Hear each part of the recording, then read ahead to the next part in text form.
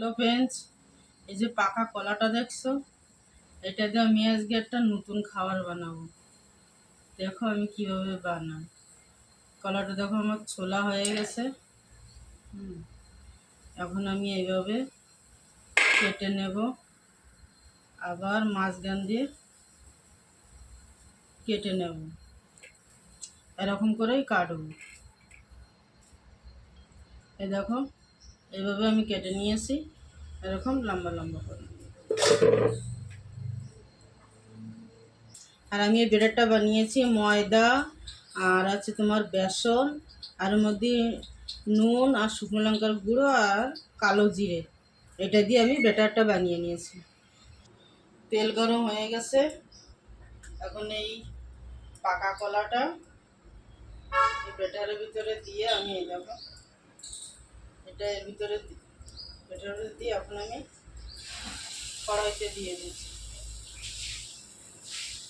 খেয়ে দেখো এই পকোড়াটা খুব টেস্টি, খুব সুন্দর সুস্বাদু। দেখো আমার হয়ে গেছে, এটা বানিয়ে খেয়ে দেখো, এত টেস্টি লাগে। পুরো ভিডিওটা দেখো, কেউ স্কিপ করে যেও না, ভিডিওটা পুরো দেখো। একবার বানিয়ে খেয়ে দেখো, এত ভালো লাগে। স্বাদ না খেলে বুঝতেই পারবে না।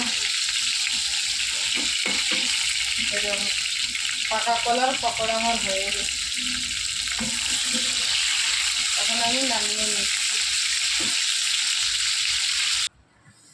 আজকে আমাদের দুপুরি খাবার কাঁচা কলার সবজি, আর এটা হলো আলু মটরের সবজি ধনেপাতা দিয়ে। দেখো আলু মটরের সবজি বানিয়েছি।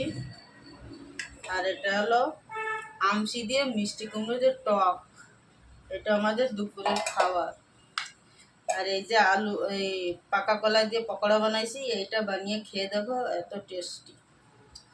ইউটিউবে দেখলে সাবস্ক্রাইব ফলো করো, আর ফেসবুকে দেখলে লাইক করো, ফলো করো, শেয়ার করো। বাই।